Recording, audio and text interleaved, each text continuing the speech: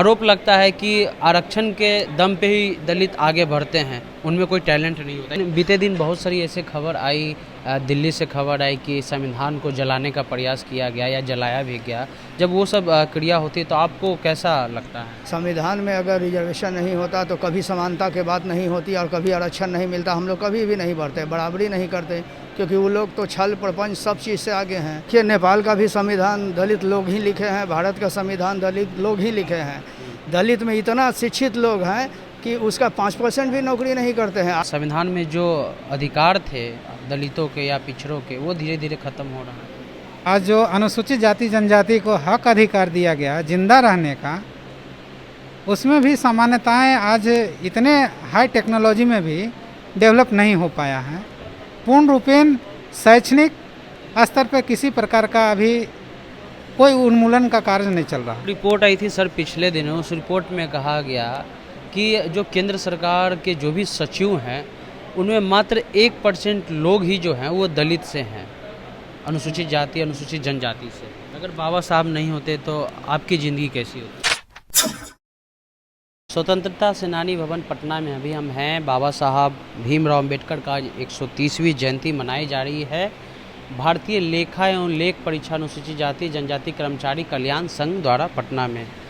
Sir सबसे पहले बाबा साहब की जयंती पर बधाई आपको। बहुत बहुत धन्यवाद। क्या आज का कार्यक्रम था सर? और उस पे आज हमारा जो संघ है भारतीय लेखा एवं लेखा परीक्षा अनुसूचित जाति जनजाति कर्मचारी कल्याण संघ, उसके तत्वाधान में पहली बार हम लोग बाबा साहब की जयंती बड़े धूमधाम से मनाए हैं। इस बार सारे लोग हमारे कर्मचारी अधिकारी साथ दिए हैं, मैं सभी का शुक्रगुजार हूँ। मैं बाबा साहब के कदमों पर आगे चलने के लिए बहुत सारे संकल्प लिए हैं हम लोगों ने। आगे कई तरह के और कार्यक्रम चलाएंगे। तो सर कहा जाता है कि बाबा साहब जो है संविधान निर्माता हैं, लेकिन बीते दिन बहुत सारी ऐसे खबर आई, दिल्ली से खबर आई कि संविधान को जलाने का प्रयास किया गया या जलाया भी गया। जब वो सब क्रिया होती है तो आपको कैसा लगता है? आपको याद होगा कि कुछ दिन पहले हम SC/ST एक्ट को ख़त्म करने के लिए बहुत सारे प्रयास किए जा रहे थे। सुप्रीम कोर्ट में अध्यादेश ला दिया गया था कि SC/ST एक्ट को ख़त्म कर दिया जाना है। आपको मालूम हुआ कि 2 अप्रैल को बहुत पूरे भारत लेवल बहुसंख्यक रूप में हम लोग सड़क पर आने का काम किया था।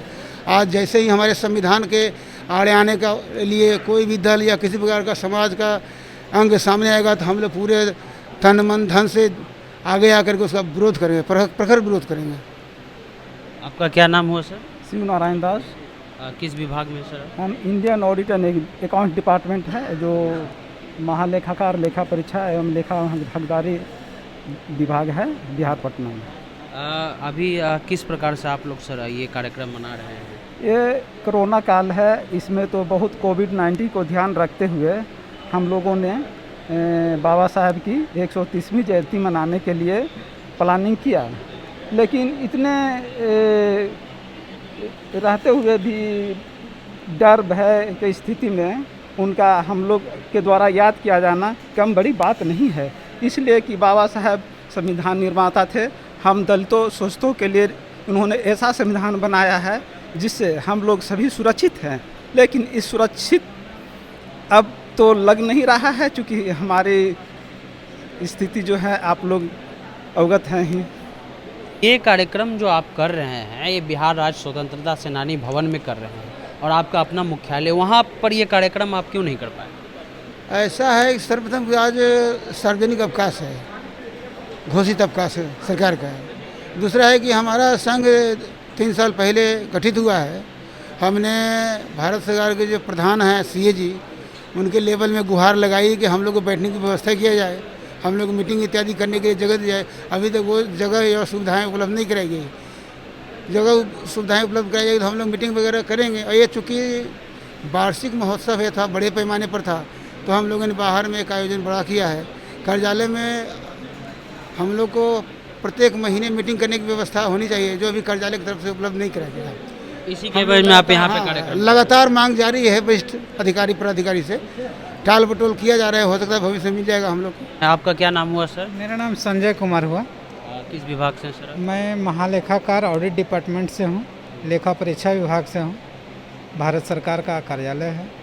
लग रहा है सर कि संविधान को जो संविधान में जो अधिकार थे दलितों के या पिछड़ों के, वो धीरे धीरे ख़त्म हो रहा है। ऐसा तो प्रयास किया जा रहा है, लेकिन कुछ क्षेत्रों में संविधान का अधिकार को ख़त्म नहीं किया जा सकता है। इस पर भी सरकार सोच करके कार्य कर रही है।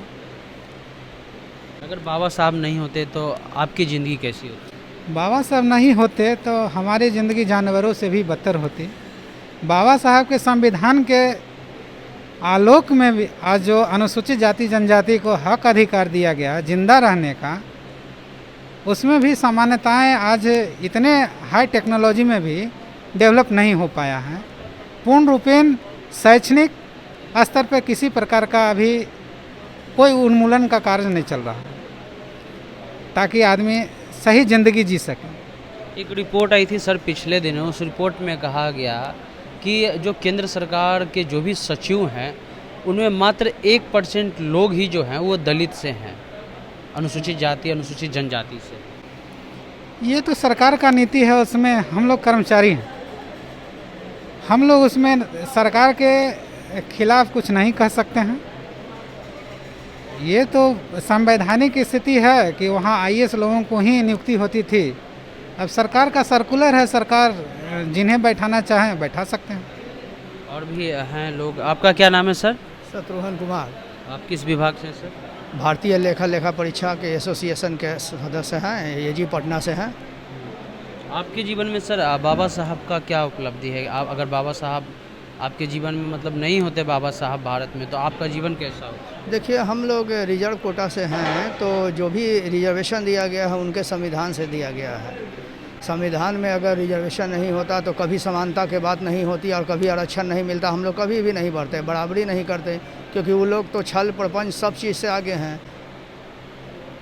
कहा जाता है सर कि आरक्षण जो है वो मतलब ऐसा कहा जाता है कि बस फ़ायदे के लिए दिया जाता है, लेकिन हम अभी पिछले दिनों कुछ रिजल्ट आए हैं, बिहार मैट्रिक के भी रिजल्ट आए हैं और इंटर के भी रिजल्ट आए हैं। ऐसे ऐसे लड़के इस समाज से टॉप किए हैं, चाहे वो शुभम हो, पासवान हो। यहाँ लड़का, उसकी माता जो है चौका बर्तन करती थी और लड़का ने जो है 400 कुछ अंक लाकर यहाँ पटना ज़िले में सेकंड टॉपर रहा। आरोप लगता है कि आरक्षण के दम पे ही दलित आगे बढ़ते हैं, उनमें कोई टैलेंट नहीं होता। इस पे आपका ऐसा नहीं है। देखिए, नेपाल का भी संविधान दलित लोग ही लिखे हैं, भारत का संविधान दलित लोग ही लिखे हैं। दलित में इतना शिक्षित लोग हैं कि उसका 5% भी नौकरी नहीं करते हैं। आज देख लीजिए, ग्रेजुएट कितना है, पीजी कितना है, डॉक्टर कितना है, सब ऐसे ही घर पर ही काम करते हैं। ऐसा नहीं है कि उनको रिजर्वेशन का कोई लाभ मिला, कोई लाभ नहीं मिला। पढ़े लिखे हैं, बराबरी कर सकते हैं। आप कभी काफ़ी युवा दिख रहे हैं सर। आप किस विभाग से हैं? क्या नाम हो आपका? कुंदन कुमार। किस विभाग से हैं? ये महालेखाकार लेखा एवं लेख। आप क्या भूमिका देखते हैं बाबा साहब? बाबा साहब एक रोल मॉडल हैं किसी के लिए भी, किसी के लिए भी, चाहे वो दलित हो, समाज के किसी वर्ग के लिए। और उनका जो काम है वो सीमित नहीं है दलित तक, वो महिला है, इवन पिछड़ा वर्ग भी है, सबके लिए किए हैं। और जो आरक्षण की व्यवस्था है वो प्रावधान किया गया है उसके लिए। बाद में मंडल कमीशन आया और उसके लिए लगाया गया। चूँकि देखिएगा, अगर व्यवस्था देखिएगा, हमारे यहाँ जो सामाजिक व्यवस्था है वो वर्ग व्यवस्था है।